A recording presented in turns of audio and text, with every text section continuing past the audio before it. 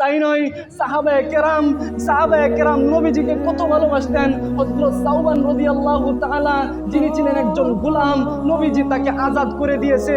এই সাওবান রাদিয়াল্লাহু তাআলা নবীজিকে কতটুকু ভালোবাসতেন, যে ছিল জাহান্নামের আসামি, যে ছিল জাহিলিয়াতি যুগের অন্ধকার যুগের একজন লোক। সে যখন নবীজি তখন তাকে দ্বীনের দাওয়াত দিয়ে আল্লাহর পথে দ্বীনের পথে নিয়ে এসেছিল, যখন নবীজি কাফেরের হাত থেকে তাকে আজাদ করে এনেছিল, নবীজিকে সেই সাওবান রাদিয়াল্লাহু তাআলা কত ভালোবাসতেন। একদিন হযরত সাওবান রাদিয়াল্লাহু তাআলা মসজিদের কোণার মধ্যে বসে বসে কান্না করতেছে আর মনটা বেজার।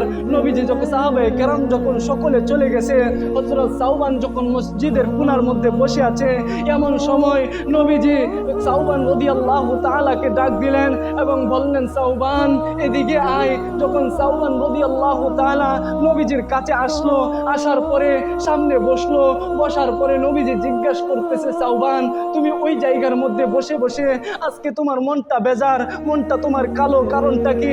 যখন এই কথা জিজ্ঞাসা করছে, হযরত সাওবান বলতেছেন, নবীজি আজকে আমি একটা চিন্তার মধ্যে ঢুকে গেছিলাম, আজকে গভীর একটা চিন্তা করেছিলাম। তখন নবীজি বলতেছে, সাওবান কি চিন্তা করেছিলা?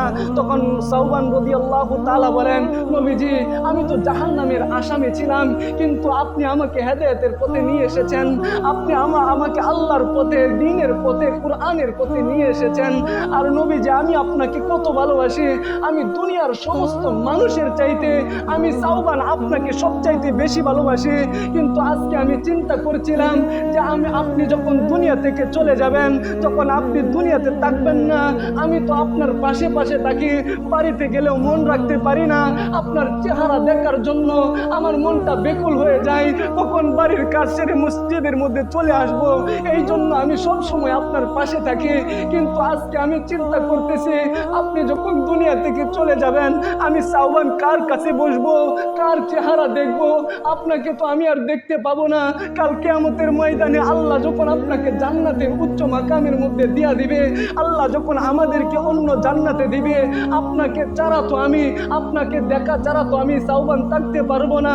এই কথাগুলো যখন সাওবান বলছে, নবীজি তখন চোখের পানি ফেলে বলতেছিল, সাওবান তুই আমাকে এত ভালোবাসিস। সাথে সাথে আল্লাহ জিবরাইল আলাইহিস সালামের দ্বারা ওহী পাঠিয়ে দিছে, জানায় দেন যারা নবীকে ভালোবাসবে, আল্লাহরকে মানবে, নবীজিকে মোহাব্বত করবে, কাল কিয়ামতের ময়দানে ওই লোকগুলো নবীজির সাথে জান্নাতে থাকবে। সুবহানাল্লাহ, আল্লাহু আকবার। ঘোষণা দিয়েছেন কে?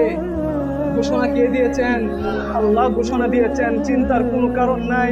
আজকে নবীজিকে না দেখে আপনি নবীজির দাড়ি রাখলেন, আজকে নবীজিকে না দেখে আজকে নবীজির অনুসরণ করতেছেন, আজকে নবীজিকে না দেখা আপনি নবীজিকে মোহাব্বত করে নামাজের মধ্যে আসতেছেন।